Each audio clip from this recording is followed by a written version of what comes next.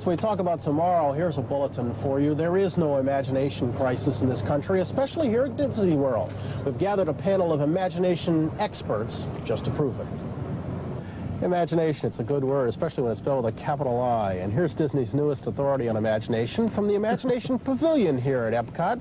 He is Dreamfinder. Hello there, Brian. Good to have you here at Epcot. And who is Dreamfinder? Well, I'm kind of the host of the Journey into Imagination show out here at Epcot Center. I travel all over the universe collecting the stuff dreams are made of. Sounds, colors, ideas, anything that sparks the imagination. And I store these sparks in the Journey into Imagination Pavilion. And the guests and I recombine them into new ideas and new inspirations. I am left to assume that you do not dream alone. Who's your little purple friend? This is actually something I dreamed up. This is my figment, and I'm very proud of you. You see, I threw together the two tiny wings, the nose of a crocodile, the horns of a dilemma, and all the calm and reserve of a small child's birthday party. And so he, with his curious and naive way of looking at life, shows me things that I would never have guessed in my own knowledge and experience. If you are the spirit of imagination, then the gentleman to your left certainly might be called the father of imagination. He is one of Disney's Imagineers, and he helped come up with the idea for Dreamfinder and Figment. His name, Barry Braverman. We welcome you. Imagineer, I had the feeling I just invented a new word. Is that a profession? Is that a personal statement? Well, it's a term we use at WED to describe what we do. We think it's a kind of a unique blend of art and engineering, so we've coined that phrase. Imagination is a very difficult thing to characterize. It's difficult to capture and picture. What is it you set out to do?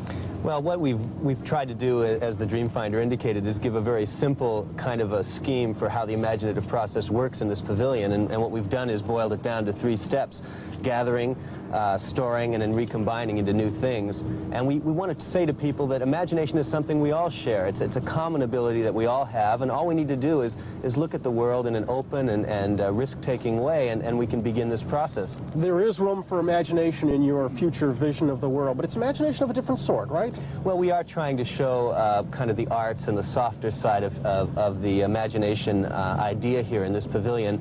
Energy and transportation and communication stories are being told well in other parts of the project, and our goal was to kind of remind people that without the arts, without somebody willing to take a risk and have a new idea, you really don't have much of a future at all. You actually do blend imagination and technology, such as we're seeing here, where people, by dancing on various color patterns, can create music? Yeah, this is part of an area we call the ImageWorks, and it's a hands-on area where people get a chance to try out new technologies for creativity. And so we see them dancing along stepping tones, manipulating these enormous kaleidoscopes that are just like the ones you used as a child, but much larger. And this is a video graphics system that we created for the ImageWorks called Magic Palette. It allows the guests to load up their brush with different electronic inks and paint right on a CRT screen. Let me ask you, by using the technology, are you not in fact taking away some of the creativity? I mean, doesn't one have to start from point zero to be totally creative? Well, that's really not the position we're taking. We think that these new tools just simply enhance the palette of things that you can work on. We always tell the story about the invention of the piano. Probably at some point someone thought that was a very threatening machine and would end creativity, but in fact it's made things more creative. And we feel the same way about computers and sensing devices and so on. And what of Dreamfinder and Figment? Do you fit into the family that includes Goofy and Pluto and Mickey and Snow White and Cinderella, or are you truly apart? Are you the future? No, I'm part of the same spirit, actually. I'm more of the original spirit. The same thing that led to them created me. And as I was there when they were created. Then let me say thank you to all 3 of you. Barry Braverman for giving us these 2, for Dreamfinder, and for Figment. Figment, take care of yourself, will you? I assume he's got something to say at some point. In keeping with the Disney ideal, you need no passport to travel from country to country in the World Showcase, so let us travel now on a brief trip to Japan. In Japan, a performer who practices an art form that's 2,000 years old. He makes sculptures out of candy.